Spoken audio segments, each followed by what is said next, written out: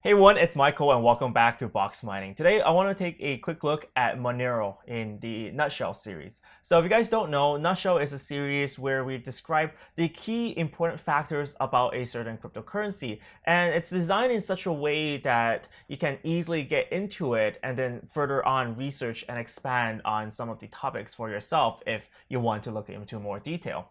So today we're going to look at Monero in a nutshell, and this is a coin I want to talk about quite a long time ago, but I felt like I didn't have the research necessary to do so. So after spending a weekend looking at Monero and the technology behind it, I finally feel comfortable enough to talk about Monero and its key important points here.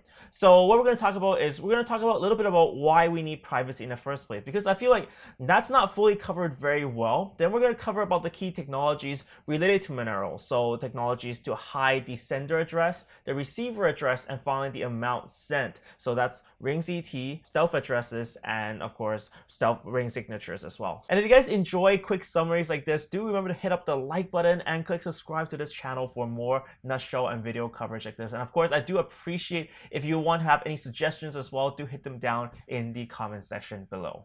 To start off this video, I want to cast aside one misconception, and this is a misconception that I always had as well, which is the fact of why do we need private? Because Monero is always regarded as a privacy-centric currency, and a lot of people feel like privacy is only if you need it for doing shady stuff. Like example, there was a lot of FUD previously about people using Monero to buy drugs on the internet.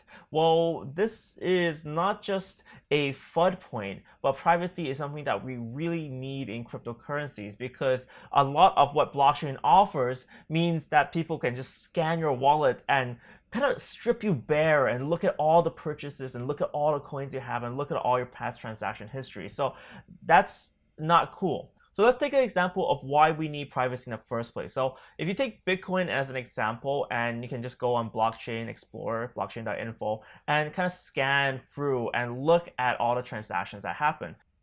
And if you want to be a little bit sneaky, I have Andreas Antonopoulos' donation address here. You can see it here, and you can scan into the address. Now you can see, look, these are the people donating to Andreas Antonopoulos. You can click onto a Bitcoin address, and you can look at what their wallets are like. So that's an unprecedented degree of just snooping that anyone can do, and this is completely legal because blockchains are public and all these transaction records are made open to the world. And that's why in many ways we need privacy, because we don't want other people snooping around our stuff. I mean, even if you pay someone with cash at say buying core coffee, you don't want that person to access your cash records. And the same way with credit cards as well. If you spend with credit card, the credit company doesn't give that information to the vendor, exactly what purchases you made in the past, say all of eternity.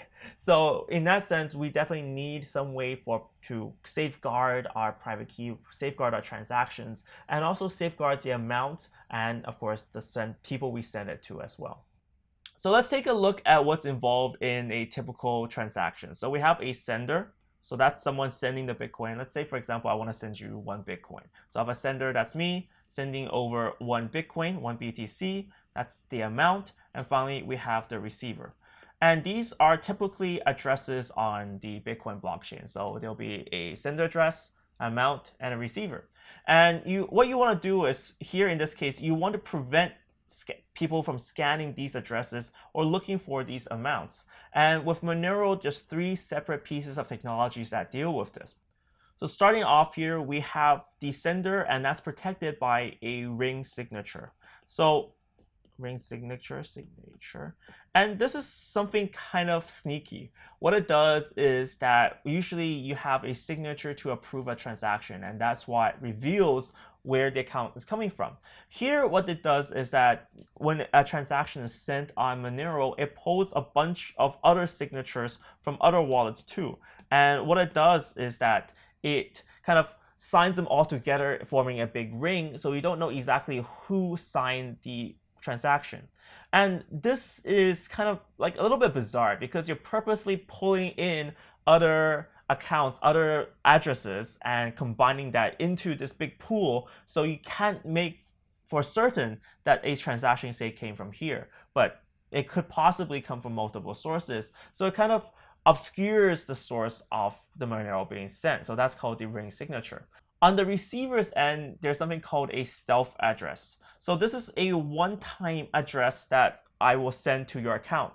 And this address is not the same as the one that you put out publicly. So if you remember the case with Andreas Antonopoulos, he will have an address that's public and we can scan all the transactions that goes there. But with this situation, with Monero, what will happen is that this address that when we send them to his address, we'll send it into a one-time use address, so that can't be associated with his main key. So in actual fact, if you scan his address, if it was on Monero, it will show nothing, because even if people donate, they'll donate to these one-time stealth addresses.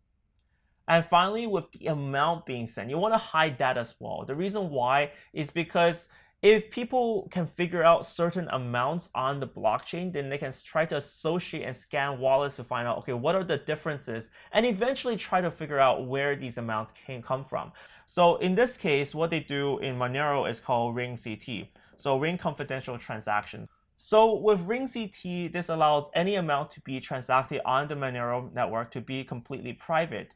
The network, to see if this transaction was valid, it only really gives enough information to say, well, it's bigger and larger than 0 and it's not an invalid transaction. So in essence, it reveals very little about what's being transacted and allows the network to still prove it, and allows people who know the transaction to be taking place to scan for the amounts transacted, but no one else on the network can do so. And this is different from the original Monero way of doing so, which it kind of broke a transaction down into, say, like 10 or 1 or 5 Monero parts and then mix them up together. This is a new way of doing things such that, well, no one else can do so, and it doesn't need to pair up with other transactions. So that summarizes the key technologies used in Monero. And then let's talk about why Monero is quite popular as well, because Monero has been a huge recommendation, a push for something for me to talk about. And one of the reasons why it's so popular is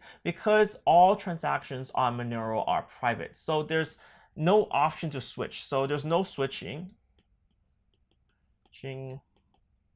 All transactions are private. So this basically makes it more akin to, say, something like cash, where when you give it to someone, boom, you know that's happening, and the vendor can't scan your wallet, and vice versa, you can't scan their wallet too, and no one on the blockchain can see it. So all transactions are being done this way. So this is the opposite of something like Bitcoin, where all transactions and all wallets can be scanned, and it's different from other cryptocurrencies that have an optional switch for stealth. See, this argument is something that's currently debated, to have an option for stealth or not to have an option for stealth. Because if you have an option for stealth, it kind of implies something shady is going on. So say if I want to transact a Zcash transaction and I want to use a Z address, then you might think, oh, what are you hiding? Well, because it's implicitly trying to say, yeah, I want to go into stealth mode.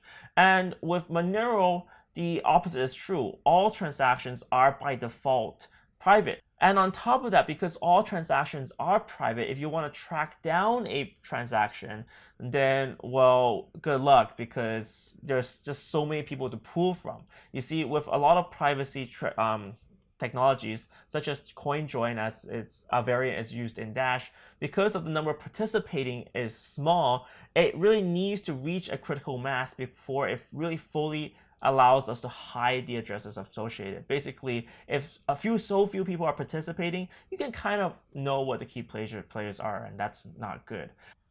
All right, and then let's finish off with some pros and cons of Monero here. So with Monero, the biggest probably con that I saw and that put me off a bit last year was this disclosure of a bug. So I want to say that in many ways this works for Monero, because they were the first ones to catch this bug, and this bug was in other crypto node-based cryptocurrencies. So this bug was pretty huge in the sense that it allowed a potential hacker to essentially create cryptocurrencies out of thin air if the network wasn't secure. Luckily for Monero, they discovered this bug before any hacker even discovered it themselves. So you can read a little bit more about this bug in this article. I think it's quite an interesting read, and it shows a lot about what it takes to really secure up a network, that this game of security is not final and is constantly evolving, and you need a strong development team to keep up with that. So I just want to just point that out there. Another kind of con of Monero is that there aren't that many Monero wallets available for the mobile. I know it's coming soon, and there are a lot of new developments. For example, there is the new Covery, which allows people to hide their IP addresses as well when using Monero transactions. But as it stands right now, it's harder to work with Monero because of the stealth addresses. I talked about this before with, say, Daniel from Exodus, and they were trying to integrate Monero. But the problem is, like, as a wallet, you want to show past transactions, and it's hard to scan the blockchain for past transactions because they never took place, because it's Monero and it's stealth. So it's a little bit hard to work for, but that doesn't mean it's impossible. So I hope you guys enjoyed this video about Monero. What do you guys like about Monero? What do you guys don't like? And of course, I would love to hear what coin you want me to talk about next. Thank you guys so much for watching this video. Remember to click the little subscribe button for more video content like this, and click the like button if you like this sort of nutshell video. And of course, I have a few more on the side to explain different cryptocurrencies, so you can pretty much know everything in the shortest amount of time possible. Thank you guys so much for watching. See you next time.